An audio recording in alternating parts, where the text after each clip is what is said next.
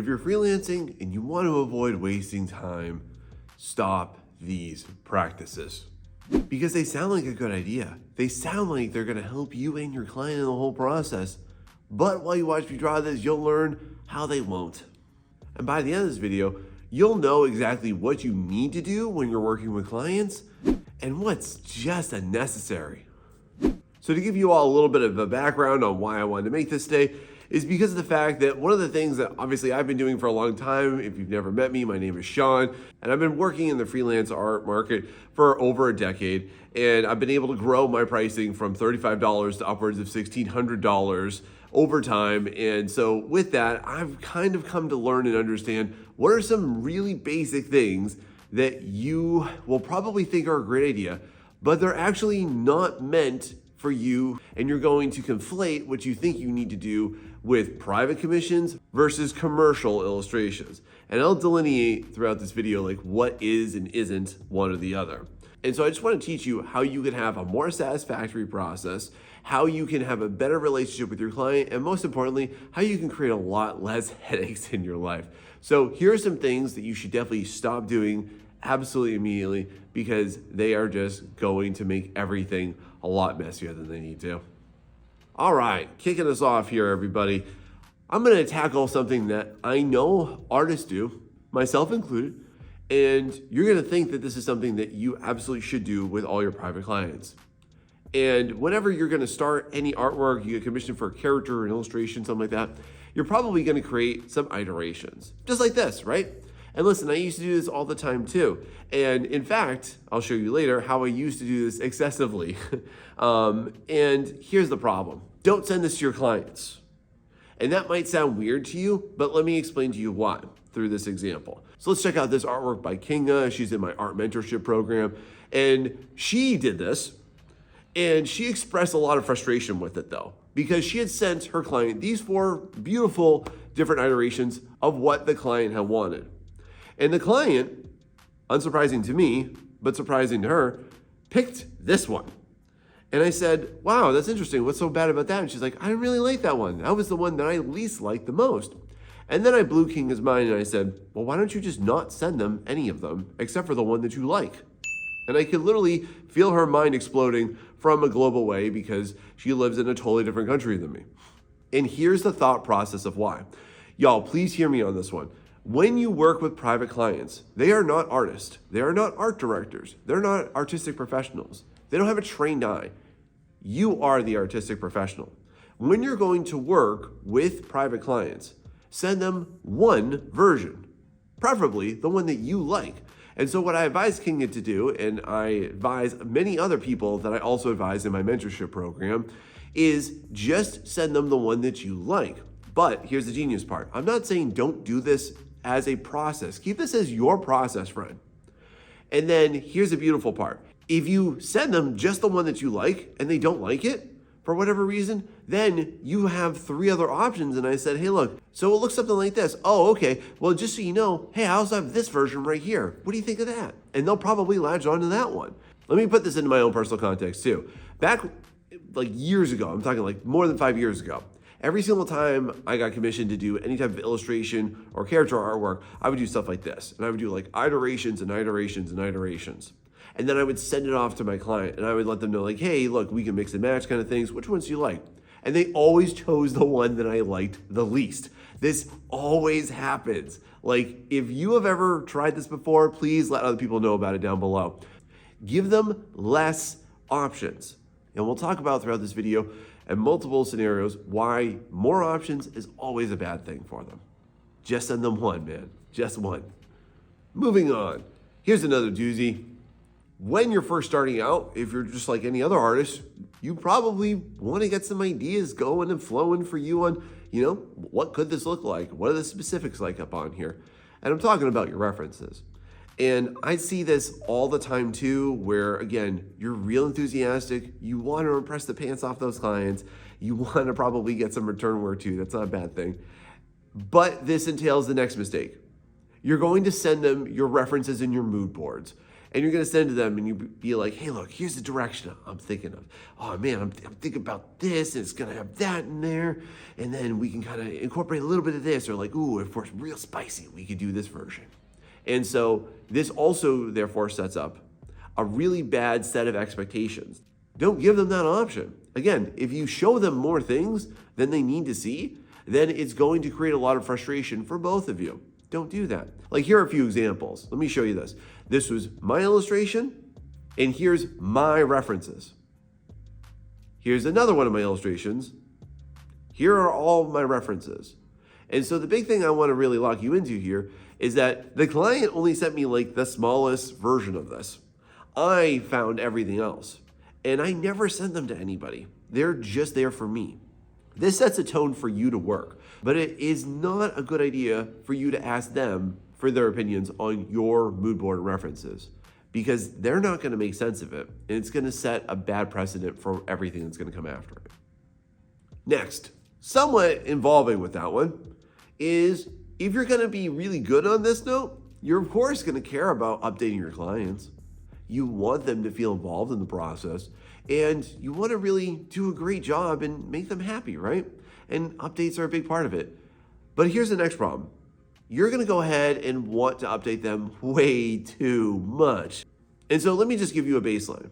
You do not need to update your client more than once a week. If you're working on a project for multiple weeks, don't update your client more than once a week. I'll give you a few scenarios where that would be an exception. But overall, just don't do it. Here's why. Let me just give you this example. Here's an artwork that I did of this elf singing in a tavern. Imagine if I did this. What if I sent them this first one and said, hey, what do you think about that? And then I sent them the second version of that sketch and I said, hey, what do you think about that? And then I sent them the third version of that and said, hey, what do you think about that? Here's the problem. And I understand, by the way, before I point this out, why you're doing this. Understandably, you're probably a little insecure. You're probably a little unsure. But the problem is that you're coming off really weak and disempowered. And also, here's another big issue. The more times that you give a client any type of an update, the more opportunities you're giving them to see what's wrong with it or for them to misinterpret it. And so that's why when I did this, again, I simplified it. I went ahead and I only sent them this version of it right here. This is the sketch. And if I sent them this multiple times throughout the week, all I would do is give them more opportunities to nitpick or suggest changes, and we'll talk about why that's a problem for a lot of artists too. So instead, friend, just do that. Now, caveat to this would be if they ask you for a specific change. It would be if you're working on this and let's say that you're unemployed, except for with this one, and therefore you can finish it up within a week's time. That would be an exception. But for the vast majority of us, they're gonna work for a few weeks on an artwork. Once a week is more than acceptable. Moving on and keeping with today's theme, you want to keep your client happy. And inevitably, as you're going to go through the creation process, you might have some different opinions on how something's going to look. And so the next topic that I want to help you avoid is editing excessively. And so let me just give you a few context for this one. If you are going to work with somebody, it is perfectly reasonable for you, and it should be reasonable for them too, to expect for you to have to make some alterations because you're in the thick of it as the artist, okay? And then sometimes we get distracted, detracted, or we try to like insert our opinion too heavily into it. And so just to let you know, by the way, you should have an opinion about how you're working. You should have ownership over it. It's something I always preach. But inevitably, there's gonna be a disconnect. Like there's gonna be some distance between how the client wanted it and how you're producing it. So it's perfectly reasonable for you to be able to say, oh, okay, yeah, I can change that. I can make that alteration for you. It's no problem. But the issue becomes when you start to do this way too much. And so let me just go ahead and outline a few scenarios for you where it was acceptable and when it was way too much. So let me show you this example of this illustration featuring this girl with a glowing green crystal and a big smoke monster behind her. Well, this is the final version, but the sketch version looked like this. And I did a major oopsie, and the client pointed it out to me, and I was humbled real fast because they said to me, oh, well, actually, I wanted it half body. And also too, she looks a little bit too mature. She's supposed to be more around like early teens. And I was like, oh, whoops, my bad. Sorry about that. In this instance, because I made the mistake, I went ahead and I just did it. Like that is absolutely no problem whatsoever, okay? And you can totally expect that to happen sometimes. If it's your fault because you didn't follow the directive, you didn't follow your spec, that's on you, okay? Perfectly acceptable to do whatever the client asks for. Version 2, let's say they need a little alteration. So in this image right here, this is again another sketch. This particular character up over here was the bane of my existence throughout the sketch though, because the client was not happy with the way I did it twice. Now this is a sketch phase, and I just want to bring this up for you. Different phases are going to have different levels of what I would call excessive edits. And so here's how I want to point this out to you. The sketch phase is by far the easiest one to make some changes on. It's really not that bad. So I went ahead and did it. So after the second time I showed them this version, and they still were not happy with how I presented this character and the pose that they were in, I said this to them. Hey, look, I want to make you happy. I'm going to make sure I do an outrageously good job with this artwork to satisfy you. But I'm a little confused on what you would like. So can you please do me this? Can you please send me an exact reference of what you're looking for and what you're imagining? And that would help me so much. And that's what they did. They sent me a few artworks, okay? They sent me a few images and said like, oh, like this. And then I showed this version and everything was good and dandy. Now we're rocking and rolling. Now we're moving ahead, okay? But that's an example of what I would consider a minor edit. A minor edit would be something that, in my opinion, should take about an hour or less. It's really not that big a deal. Now, let's get into excessives. When I was doing this artwork right here, this is Bastion from Overwatch. I don't know if you played this game or you know this character. I didn't before I drew them. And while I did this, I showed them this version right here, which kind of was an early render. And what the client said to me was this. They said, this is not really what I wanted. And look, this client was great to work with, but I'm just gonna use this as an example. What they claimed was that they didn't want it in a big dynamic shooting pose. They wanted it maybe from a different angle, and they wanted it to be more seen without all of this perspective taking place. And I was like, whoa, okay. And so here's what I did. I went through our Discord chat and actually found exactly where they said, I want him to be in a cool dynamic angle, and I want them to be maybe firing their gun. And I replied right to that. So now they could see it because they didn't believe me when I said, that's exactly what you told me, man. What I said to them was, hey, look, this is what you said. Now listen, if you want to do this, I can absolutely do it for you. But it's going to incur cost because this is a total redesign and a revamp of this. I said, hey, look, this will be about $125 if you want me to redo this. And so, by the way, this entire artwork was about $400. And then they immediately backed off and said, oh, no, this is good, this is good. And so here's what I want to present this to you as. An excessive edit would be something that takes you more than an hour and involves you structurally redoing everything. I actually had a client ask me most recently while I'm starting up with another author on another book cover. They said, hey, can you define what an excessive artwork is? They were looking at my contract and I said, I can't really define it, but what I would say is that if it takes me more than an hour and if I have to change anything major structurally or to completely redo something, that would be what I would call an excessive change. This next one here, it's gonna entail one of my least favorite things that I dislike doing. And I say this as somebody who screwed this up literally for years so that you don't have to from listening to this advice. And that's gonna be getting maybe money. And so what is maybe money? Maybe money is when you get a client that shows interest and they say, yeah, I'm on board, let's go. And you're excited, and if this is your first time, you're so pumped up, you're like, yes, I did it, awesome, I'm the man. And then eventually you start to get some anxieties about it, and rightfully so, because you started to do work without ever getting paid anything for it. And let's just back that up even further. Here's what you need to do to avoid maybe money. You need to take a deposit before you do absolutely anything. Anything at all. Like I've had clients ask me, hey, can you read this excerpt of a book? No, I won't. Not until you pay me. Hey, will you go ahead and maybe give me your opinion on this? No, not until you pay me. And I'm not gonna say it like rudely and straight up like that. I'm just telling it to you as my audience. So what does this look like? Let's say, again, you wanna get $150 for one of your artworks. Ask them for a $50 deposit. Let's say that you have a $100 artwork. Ask them for $25. Let's say you're doing a $50 commission. Ask them for $10. Let's say you're doing a $500 commission. I've done this before plenty of times. Hey, do you have $150 just to put down? And here's why. Here's how you can say this. Just say, hey, look, I would really love to get you on my commission queue. I really want to work with you. And just to secure your spot so that nobody else bumps it, Can you just put down a small deposit? It's just a percentage, it comes off the total amount. That way, here's the power of this one. You are not insecure, you're not anxiety ridden, you're not unsure that you're not going to get paid throughout the process. And here's a big thing too. If they say, oh, I can't pay you for like another couple of weeks, asking them for the deposit, they usually have it. They have that amount of money, okay? They have some fraction of it. And then this secures you and them and also locks them into you. Because if they say that they can't pay you for a week or two, they're probably going to go around and look at other artists. You don't want that. You want to stop them dead and show them, no, I'm the best person for you. And so take a deposit. And if you're like, oh my God, Sean, $50 before I do anything is way too much money. No, it's not. $50 is a very low sum of money. If you doubt me on this, just consider the fact that any video game that you want to buy that comes out is literally $60 to $70. So asking $50 just to hold your spot in their line and it comes off the total price, that's nothing.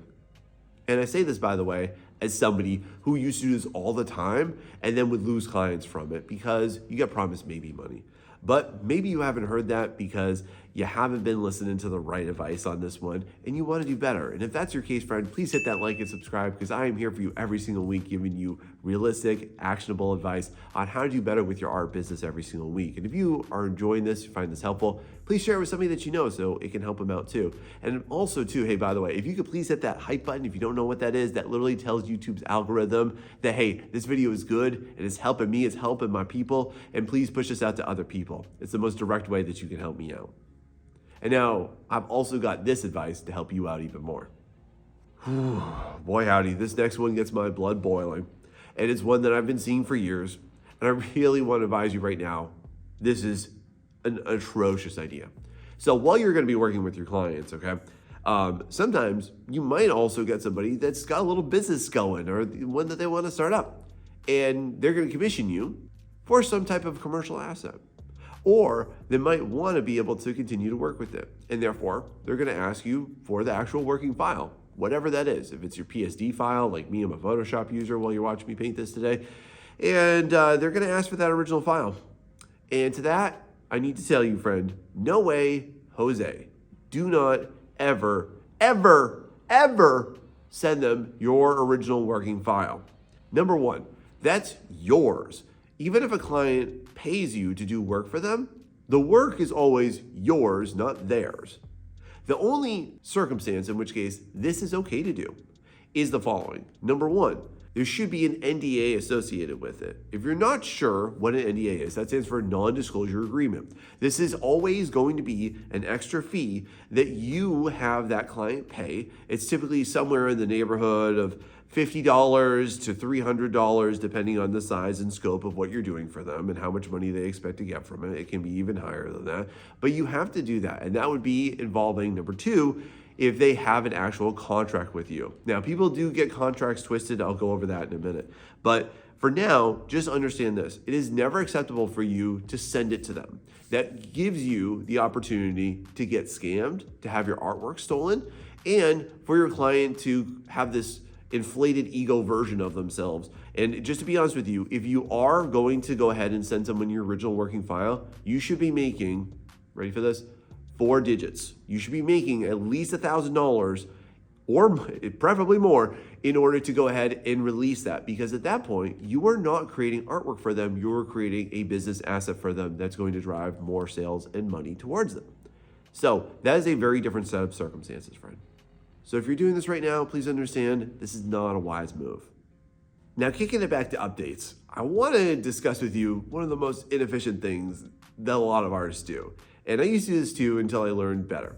And so when it comes time for update day, it's that once a week time again, you're going to go ahead and just drop them a picture. And you're going to say, here you go.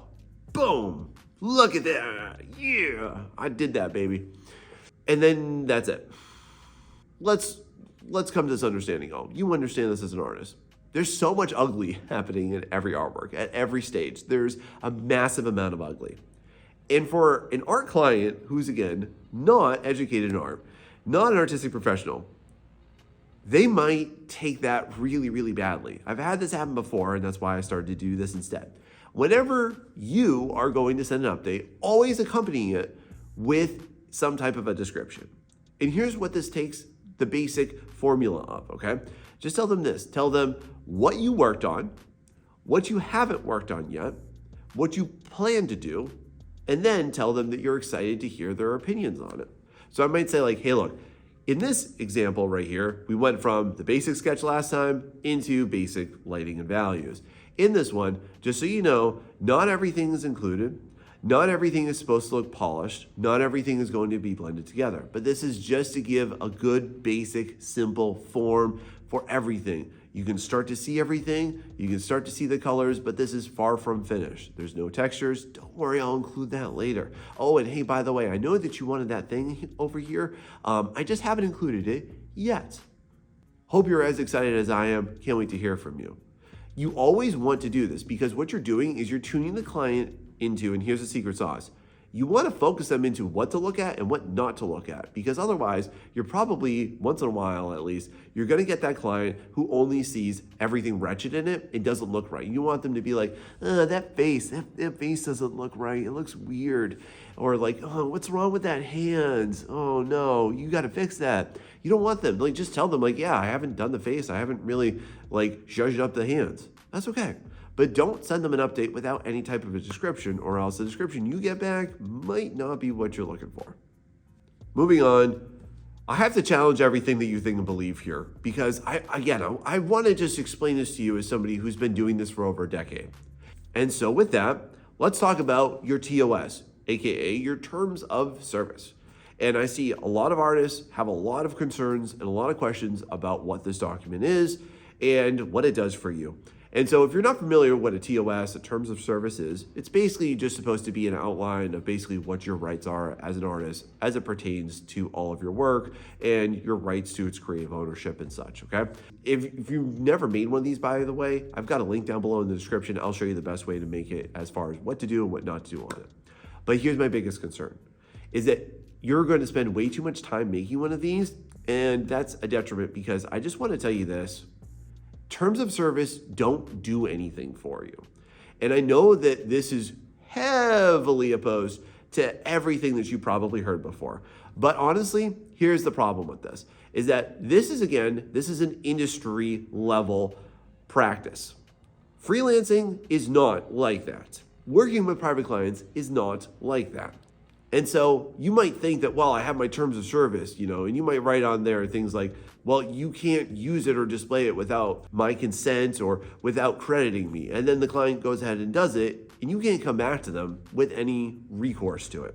And you also, by the way, just in case they were to do anything squirrely or funny with it, you don't really have legal recourse. You technically do, but just to throw it out there for you, I work with a lot of clients from all corners of the world.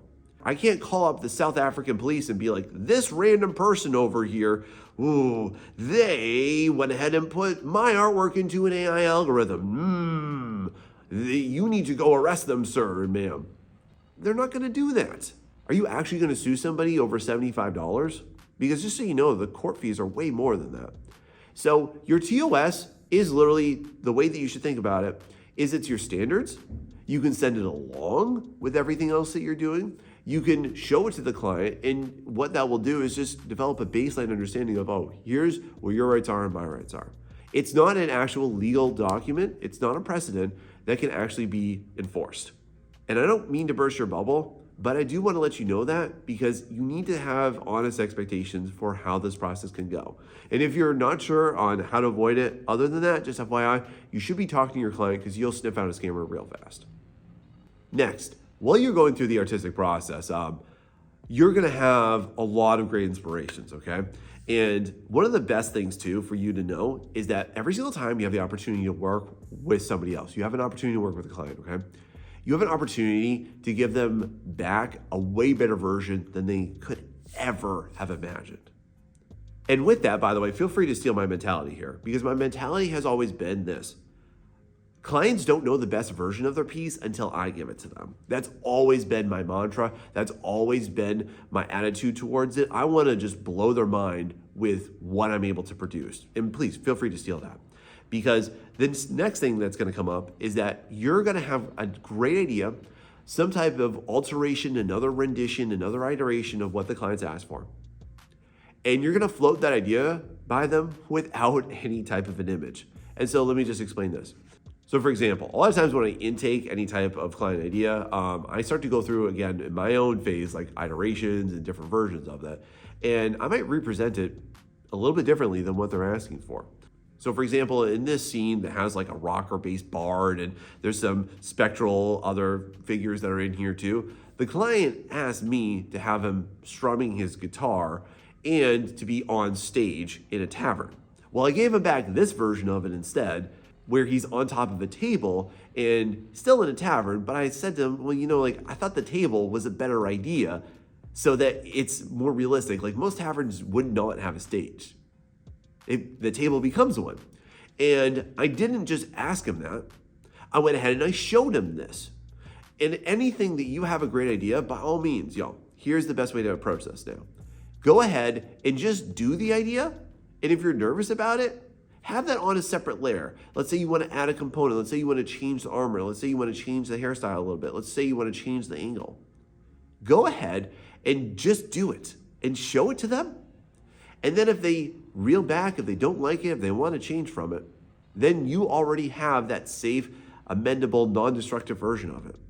And what this will do is avoid confusion because again, art clients are not artists. You are. And I will tell you this, from over 10 years of doing this, I've done this for literally over 100 plus artworks at this point, and I've only had a client buck back to this like maybe a few times.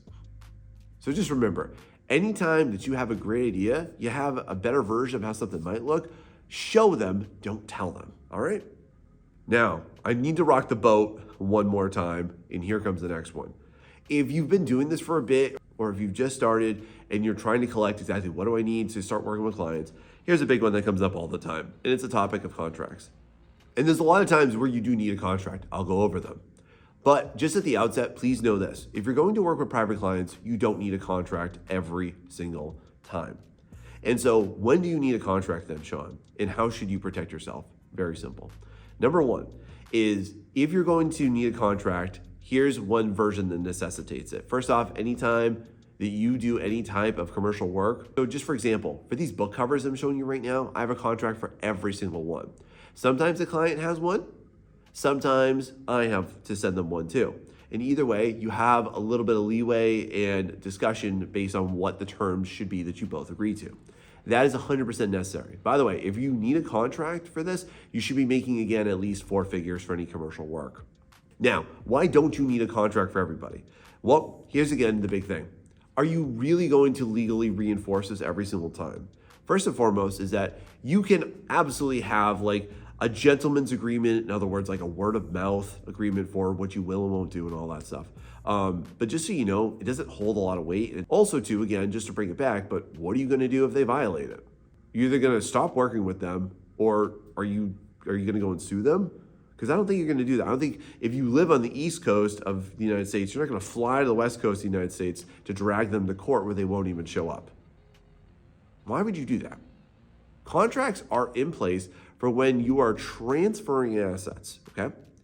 Somebody who just has their D&D character that they want drawn, you don't need to do that. It's a waste of time, and it's really not something that you're going to legally reinforce. And by the way, if you have a contract, it has to be notarized. Otherwise, it doesn't even hold water. A judge will just throw it out. So if you're doing this and you're expecting this, you can just drop it. The best ways for you to protect yourself are as such. Make sure you get a deposit before you start to work. Make sure that you're talking to your clients and not just having them pay you via some platform or just go ahead and remotely pay you and you never have any discussions other than just like what you initially get. Make sure that you keep constant communication with them. Make sure that you never do any work without being paid, especially if you're gonna break it down into segments. That's the best way for you to protect yourself. But a contract only is applicable under certain circumstances. Most of the time on freelancing, you're not going to need this. Moving on. The biggest issue that you're going to run into most definitely while you're trying to freelance and while you're trying to even get clients is your posts.